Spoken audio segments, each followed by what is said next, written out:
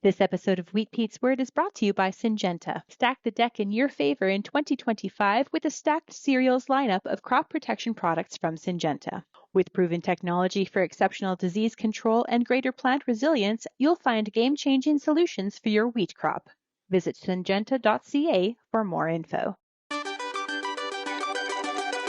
Good day and welcome to Wheat Pete's Word here on Real Agriculture for Wednesday, January the 15th. On this episode of The Word, wow, meetings, so much information. Hey, did you know? A little section on that. Then we're going to go in depth on sulfur, some great information at the Ag Conference, and try to help people understand how to apply that here across, actually, not just Ontario, across the Great Lakes Basin, if not across North America. Nitrogen timing, and if we have time at the end, manganese. Let's go!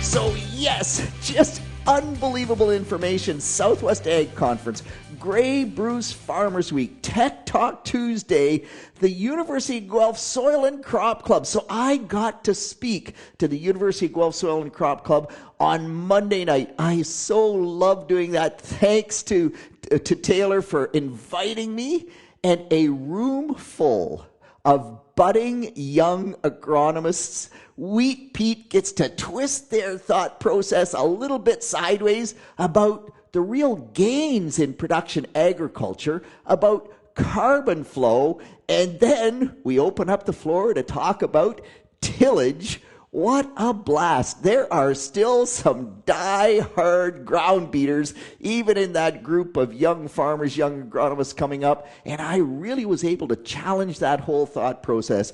Just a ton of fun. So, any of the students listening, man, remember, it's all about critical thinking. Just because Wheat Pete says doesn't make it right, you have to have the basics so that you can actually think through the whole process, and does that piece of information make sense? Hey, on the Southwest Ag Conference, a real hats off to Andrew Barry. So we post all of those sessions, but they have to be vetted first, make sure that there's no errors or glitches or whatever.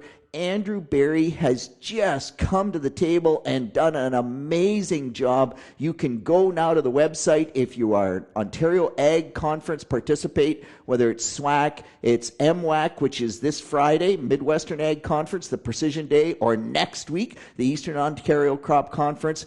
The Southwest Ag Conference, almost all of those sessions are available as we speak, and that's incredibly fast. You can watch them virtually. That's really cool. On that note, the Mennonite story, Terry Daynard watching that and reaching out to us and saying, wow, what a phenomenal session. So it's not agronomy, but it really does help you understand where the Mennonites come, why they come from, why they do what they do. Just a great watch and a great family watch, because there's so much about Ontario in that particular session. Just awesome. Here's another nice one. Mark Gasparato was our feature speaker at the Ag Conference, talked about struggle well. And my good friend Matt sent me an Instagram link from Simon Sinek. And his whole Instagram post was around his interaction, I believe, with his sister or a friend. And they sent him text messages and he didn't respond. It's kind of like, they always do that. And they really needed him to reach out. And when he did finally connect with them and he got looking into it, his quote, and I love this quote, "A quick check-in can change everything." And apparently, it takes 8 minutes. You need to have an 8-minute conversation with that person, and you can totally help in terms of their mental attitude, their thought process. So, Wheat Pete's 15. Maybe you don't need 15 minutes, but just a reminder, for goodness sakes, pick up the phone, make that call, talk about what you learned at some of these conferences, because it is quite amazing. From the climate, here's the did you know, because I did not know this, from the climate adaptation session at the Southwest Ag Conference, Al Mussel without our atmosphere, and I mean, we talk about carbon dioxide in the atmosphere, methane in the atmosphere, the greenhouse gas effect of all of that. But if we didn't have an atmosphere, the average temperature would be minus 18 Celsius. The water on this world would never thaw. So this atmosphere is just really, really quite critical. And that's a did you know that without the atmosphere, minus 18 Celsius and everything would be ice? From Odette Menard at the Grey Bruce Farmers Week. 80% of wheat roots are in the top 10 inches. 5% of the wheat roots can reach 1 meter deep. But those 5% of the wheat roots that reach 1 meter deep can actually provide 20% of the crop's water needs. That is, if they can actually get to a meter depth, that your soil structure allows them to get there. And when they do get there, if the structure in that subsoil is such that the water can actually move to the roots. I mean, 5% of the roots going at that depth is barely any roots at all. So you really need that subsoil to have good structure so the water can move to those roots. But that's kind of cool. 5% roots at a meter depth, 20% of the water if you get dry that particular year. Hey, one last thing before I move on. A really great Twitter post from Nick Dubuque. And Nick said, everybody talks about educating consumers. How condescending is that? I mean, that assumes that consumers are not educated, and they are, generally speaking, really well educated. They may not know a lot about agriculture, but to say, I'm going to educate consumers about agriculture, I agree with Nick, and I'd never thought about this, but that is really condescending. And our words matter. So how about we say we need to engage with consumers. We need to talk to consumers. We need to work with consumers so we can understand their needs. Now there's a key. Put their needs first. So we can understand their needs, and we can also help tell them about our situation and what we do and why we do it. And it takes the condescending attitude away, and I think we'll make out much better from that standpoint. Just a bit of fun there. All right, let's move on. I want to talk about sulfur. So we've talked about sulfur a lot, but it really is interesting how this has evolved. And even our amazing soybean specialist here in the province of Ontario, Horst Bonner, is starting to think that there might be something to this sulfur on soybean story. At least in certain field situations, he's seen huge differences. So Sean Castile, Horst Bonner, 100 bushel soybeans at the Southwest Ag Conference. And in Sean's data set, he has taken 77 bushel per acre soybeans and made them 98 bushel per acre soybeans. He has increased soybean yield by 20 bushels per acre. I mean, gosh, I just say 77 bushel per acre soybeans. That's awesome soybeans. I wish I could grow that. But he's taken 77 bushels and made them 98. And it's like, wow, that's incredible. And it's all with a little bit of sulfate. So 100 pounds of ammonium sulfate or 20 pounds of actual sulfur. So that'd be about 75, 80 pounds of ammonium sulfate. So when he does that, but it's only on the early soybeans. And I've talked about this and the fact that it's a nodulation thing. He had pictures of where he put that ammonium sulfate on early with early planted soybeans, and there's just a massive nodules on that plant. Without that sulfur, almost no nodules. And you just go, wow, that's really cool. But of course, it only worked on the early planted soybeans. And so Horst, with his Ontario data, showed really nicely that in 2011 and 2012, he looked at sulfur on soybeans in Ontario. He got 0.8 bushels per acre. And so remember that in the 90s, we were getting almost 30 pounds per acre per year of sulfur out of the atmosphere, out of acid rain, out of dry deposition. And so that we've cleaned that up. We're now down, depending on where you are in the province, but something of probably about 4 pounds per acre of sulfur. And so Horst looked at his data and said, has something changed. In his 2019 to 2024 data, 3 bushels per acre, 1 bushel from the nitrogen, 2 from the sulfur. So that suggests that yes, something had changed. In one particular trial, on a sandy soil that is quite low in organic matter and sulfur deficient, actually got 27 bushels per acre. But that's on those soils, we know that we need sulfur on wheat, on corn, on soybeans, because those soil types are really sulfur deficient prone. But that's not the average. 2024, Alora. This is silt loam soil, good organic matter. You would say, man, it should not respond to sulfur at all. We've struggled to get sulfur response there on wheat, but it's 2024. Remember, 2024, one of the most responsive years to sulfur that we have had in a long time. In Essex and Kent County on wheat, where they have not applied sulfur because they've done the trials and not seen that response. And you kind of go, wow, okay, something different in that area. In 2024, a 20 bushel boost, or up to a 20 bushel boost from applying sulfur on wheat in an area that traditionally hasn't seen any sulfur response. So yeah, looks like things have changed. Alora Research Station, soybeans planted, I believe Horst said May the 10th, but certainly in that first part of May, a 7.5 bushel per acre yield gain strictly from sulfur. It was a potash trial. They added sulfur as potassium sulfate, got 7.5 bushels per acre. So right away, all of the alarm bells are going off in your head. Okay, this is amazing information. How do we use it? So I really think that a lot more growers need to start doing trials on their fields. And 2025 may not be a sulfur responsive year. Certainly the winter of 2025 is significantly different than the winter of 2024. So I think we have to be cognizant of that and just go slow.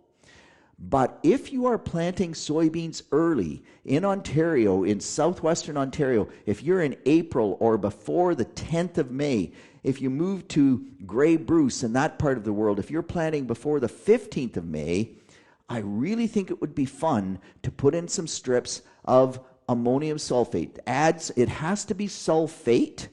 Remember that if you use ammonium thiosulfate and you apply 20 pounds of ammonium thiosulfate, the immediate sulfate availability is only half of the total, so it would be 10 pounds of ammonium sulfate. So I think that matters. In Sean Castile's data, that mattered. But I think we do that and give it a try.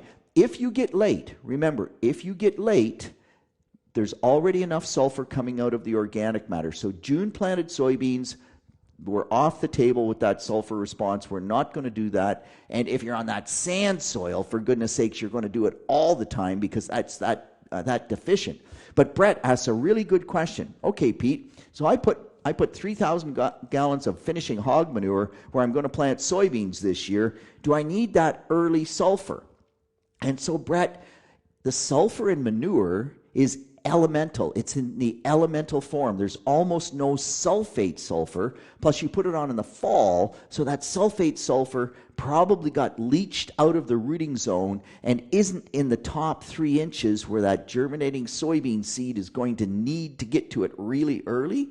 So my guess is that yes, you do need to put some sulfate there, or at least do the trial, although with the added nitrogen in the manure, maybe the nodulation and fixing that added nitrogen isn't as critical as it would be if you didn't have that added nitrogen from manure. So a lot going on in that question. Matt saying, hey, Peter, so this is really cool.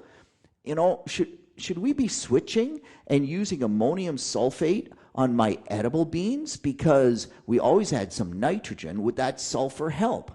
Well, Matt, we plant edible beans typically the last week of May or the first 2 weeks of June, those are late planted. I don't think the sulfur is going to help. Now, I will say, man, it's always good to do a trial. But this sulfur thing is really, really phenomenally interesting on soybeans, and this is new information, so it's just fun to get your brain around that. All right, enough on sulfur. Let's switch gears and move to nitrogen on wheat. So both Dave called me, and also the question came up at the Grey Bruce Farmers Week in the bullpen session that I did there, is if we wait to put one shot of nitrogen on our wheat crop, are we waiting too long because we don't want to risk losing that nitrogen if we apply it early? And what about the sulfur in that mix?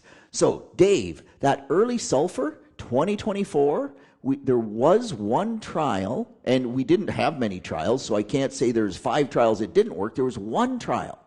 We're adding that sulfur at the end of February. Now remember, 2024, wheat greened up early.